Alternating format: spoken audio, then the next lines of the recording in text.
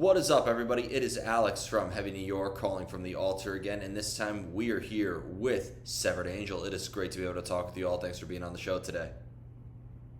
Thanks for having us. Yep, anytime. And the way that you just harmonized, thanks for having us, that was like perfect. That was like perfect stereo right there. Like that is what you call perfect sound and perfect harmonies right there. You guys definitely belong in the same band.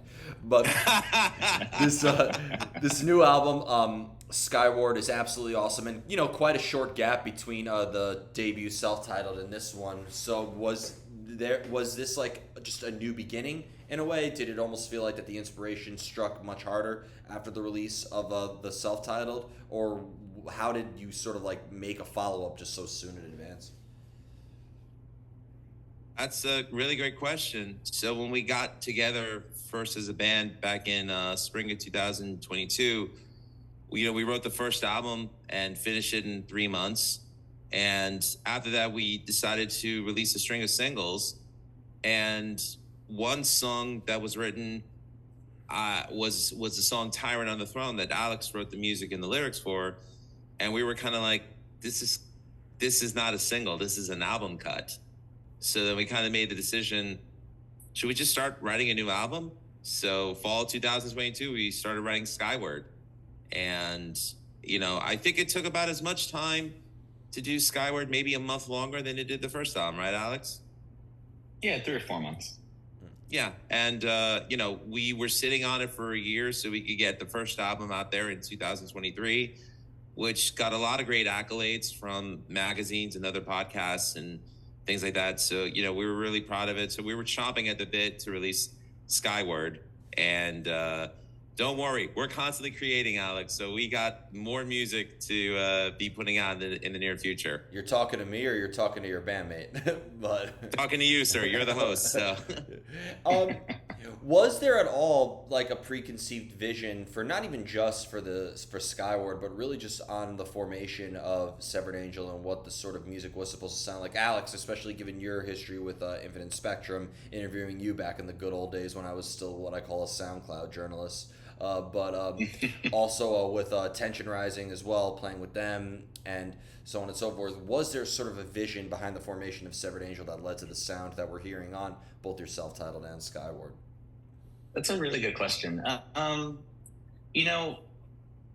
can't really speak on the formation of the band because I was the last one to join it. But I was the second to last. That's true. But my understanding was that there wasn't any preconceived idea of the sound or direction.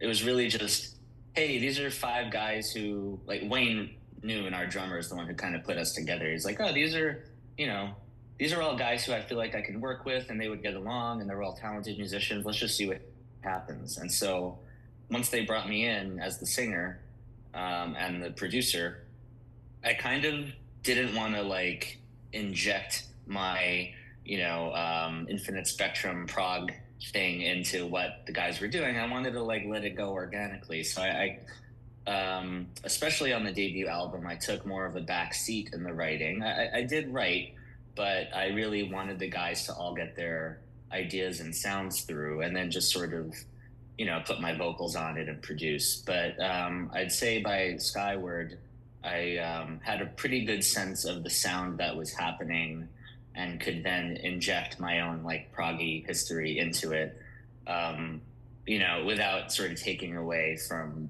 the sound that was already starting to get established. Yeah, it already added to it because we all have different writing styles, but the first song that Alex and I collaborated on together was with Wings Anew on the debut album. So here I come from like this background of 80s thrash metal and hardcore and metalcore, with also a love for a lot of progressive stuff. Like Rush is one of my all-time favorite bands, and I love Dream Theater. So here comes Alex with his Dream Theater influence stuff, and it's like, this really works well together. So by Skyward, it was like as easy as breathing. Well, and prog is such a vague genre because Dream Theater and Rush sound so different from Opeth and Animals as Leaders and whatnot. So, but even still with Severed Angel, because I could still see a lot of people, because it has a very a symphonic metal vibe behind it, but also a very traditional I could compare it a lot to like a Maiden or a Blind Guardian or the sort of like power metal esque sound to it, but having like more of like the traditional thrashiness behind it and whatnot. I mean, I know it's very cliche to ask what your inspirations are, and Alex, I know you are the prog guy, just all in all. But I think it's fair to say, being that every member has contributed to different projects and whatnot, that it's fair to say there are many different inspirations being channeled into the sound of Severed Angel, right? Definitely. I know for me, like, my Mount Rushmore of guitar players is Tony Iommi, Randy Rhoads, Eddie Van Halen, and Richie Blackmore. And, I don't try to play like them, but I use their songwriting skills and their playing skills as inspiration for me to constantly push myself. And, and by the way, Blind Guardian and Iron Maiden, thank you. I'm very flattered by that, more than you know. So thank you for that, Alex. But I'm also just as influenced by bands like Unearth and Soilwork. So again, it's like, the idea is not to copy our heroes, but just come up with ideas that we think are good enough that we would want to be able to put on record. But before we put it on record, it's like the five of us kind of have to agree. Do we all like the direction of this song? And if we do, we work on it. And I'm proud to say that not one idea that's been brought to the table has been thrown out. Bonus question, what's your favorite Soilwork album? Because I'm a diehard fan of them as well. Natural Born Chaos. I think The Bringer is one of the best guitar solos ever. Like, Peter Witchers is one of the most underrated. He would be on my Mount Rushmore of guitar players as well. But that's awesome. I mean, Stabbing the Drama will always have a sentimental spot for me, but I mean, they never put out a bad album ever, and we could just rant on Soilwork while Alex is just like sitting there. And, Alex knows my love for Soilwork, so it's all good. You, Alex, I approve of this formation of this band, but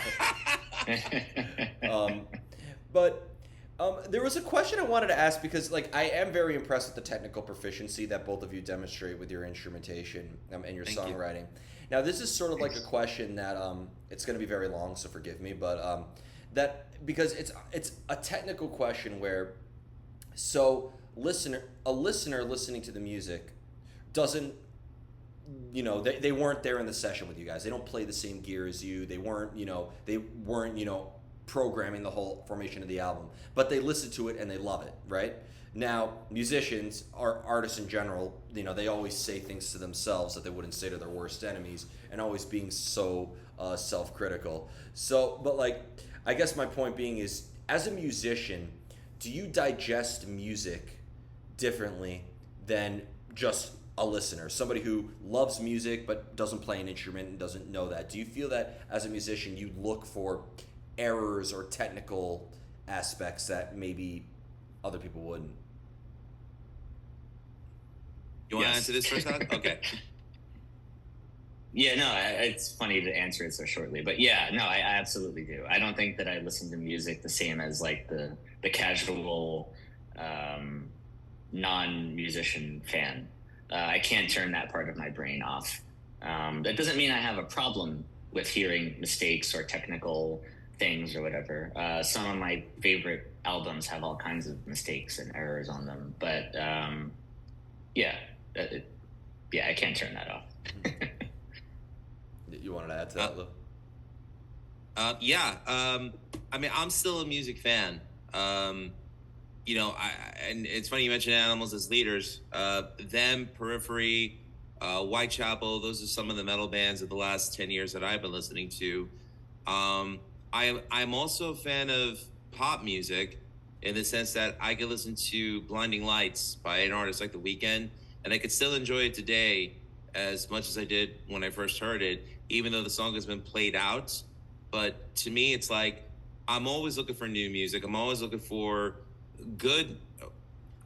I say good as in that I think it's good, because, we all agree that music is a very subjective thing. It's either you like it or you don't. And if you like it, then it's good to you. So I'm constantly looking for new stuff, not to be inspired by it, but just to sit and enjoy. And I'll even go and rediscover old stuff that I haven't heard before, just to be like, oh, okay, you know, like, yeah, I get why people liked it, and you know, and I'm not.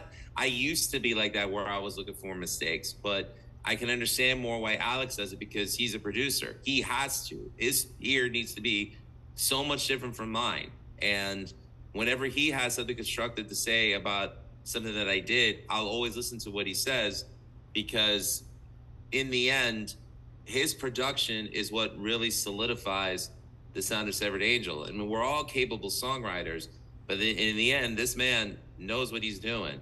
And everything we've done, we're so proud of. Yeah. Well, songwriting and playing are completely like songwriting in itself is almost just an instrument. Like there's people I know who couldn't play a note in tune on a guitar if you put a gun to their head, but they could listen and like understand arrangements in a significant way where like, oh, this part would work good with this or this effect works good on that. I feel like songwriting in of itself is almost a completely separate talent than just being able to play. It's an interesting analogy. Yeah, I don't disagree. When it comes to like the whole songwriting part, because whenever like I ask a band how the making of an album was, and they tell me that it was all mutually collective and then we all came together, I don't really buy that for a second because if you're in a band with 4 to 5 people with different experiences, playing different instruments, with different inspirations, you're not going to have an agreement on everything. But when it comes to songwriting or even performing, do all of you really do have to be on the same page when it comes to writing? Or could being in your own individual worlds maybe actually help enhance the sound of Severed Angel? Well, you know, let's give credit to where it's due. The title track itself was George, our bassist, that wrote that. That was his major contribution to the album. We just made it sound like a Severed Angel song. You know, Alex contributed almost, you know, a good 50%, and you know, and the I don't mean to boast, but I also put in the same amount, so it's about 4-4, and Mark and George did their contributions. I think it's funny to say, and it's kind of sad to say. I think Alex and I kind of monopolized the album Skyward, but you know, when the ideas are contributed, when they grow, that's what makes them Severed Angel songs. So you know. Anyone could throw an idea in, and if it's good, we'll grow from there. If not, we'll, you know, circle back to it later on. But yeah, it's collaborative when the song is done, but everyone brings their ideas to the table. How do you know when you are finished with the song? Alex says it's done. Oh, it's like that, huh? Usually I say, well, no, I usually will say, this seems like it's done. Do you guys agree? And sometimes they don't. And then we, you know, figure out what's missing. But yeah, generally I usually suggest like, hey, I think we're at the finish line. And then we have the conversation. Okay. Well, and being with your prog background, it's got to be hard sometimes to determine when you're done as well, right? Yeah, no, it does. Yeah, definitely. It was a fun change of pace, starting to write for Severed Angel. One, I mean, it is proggy, but not in the same way as like Infinite Spectrum. But the songs are like shorter. The structures are more melodic. I don't want to say normal because. Yeah, they're melodic based, but they're a little bit more normal in the sense of like, all right, here's a verse, here's the pre-chorus, here's a chorus, and you know, that's a little different than like, you know, the Dream Theater prog world format. And so it was kind of a fun change of pace to delve a little more into that world and try to find ways to the instrumentation and flow of the song exciting for someone like me who's used to having stuff all over the place, while sort of having a more normal I'm gonna just air quote that because they're still not normal, but more normal song structure. Dude, I've seen you play at the Fates Warning show. I haven't forgotten that. I was a half hour late, and I think I made it before the first song ends. I know about your all over the place progressive structure. So, but when it comes to like, because the music is so technically proficient, are you always thinking about theory or like scale or form or all of that, or in the end this is rock and roll, so you just kind of like say fuck the rules and kind of let fate take control of the whole thing? Oh, we can curse on this show? I didn't know that. Okay, cool. There's a reason why I haven't monetized my channel yet, because I can't. Okay. That's funny. Yeah. But yeah, to answer the question, I mean, I can't answer for the other guys in the band, but at least for me, I am very thankful to say that I did get a formal music education. And so I do understand all of the theory and I do utilize it, but I can't say that like when I'm sitting down and writing a Severed Angel song, I'm thinking about, do I want to go like, 5-2 minor 6 to 1, like I'm just picking the chords that seem right. So I guess the short answer would be that like I learned the theory so that I can just forget it and write music. Okay. You wanted to add something, Lou? Yeah, I mean, well, like take a song,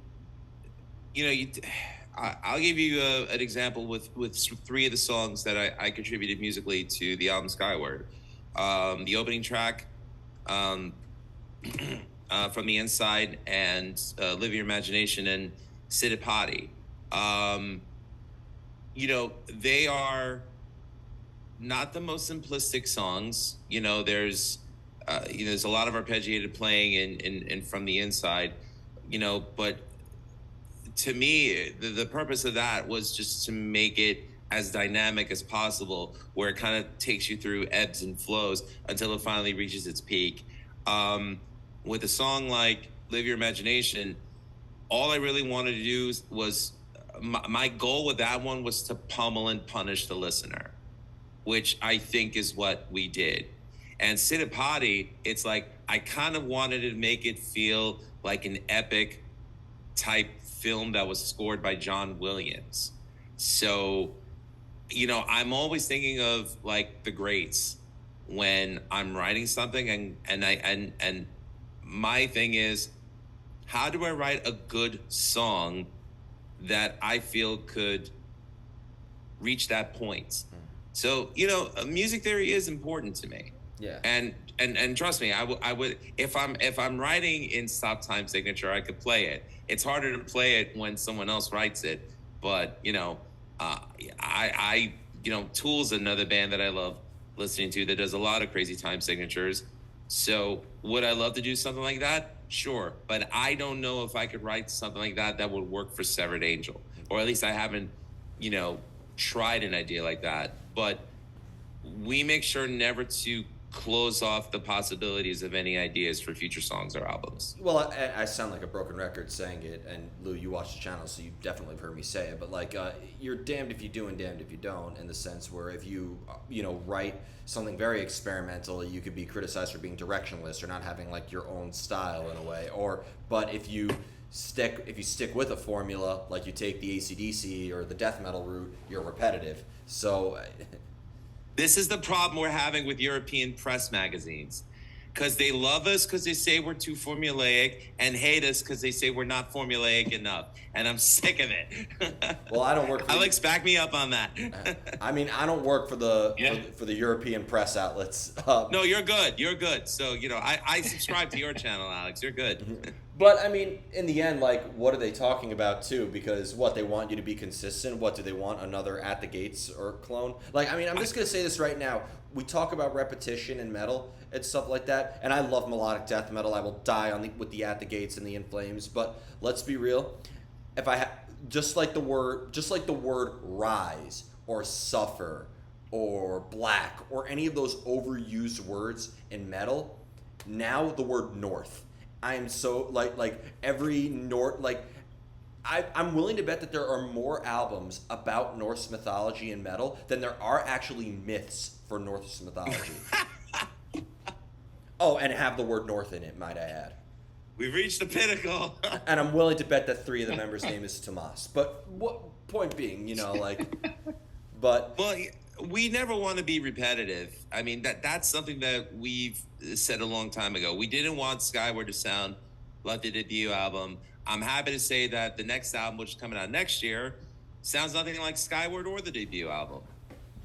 And wait till you see the direction we're going, people. You're gonna like it. What's it gonna sound like, Cardi B? Or How'd you know? because I work in the industry. I got that insider shit. Wink, wink. No. But No, I'm it's still gonna be Severed Angel, but not like anything that we've done before. So fair enough.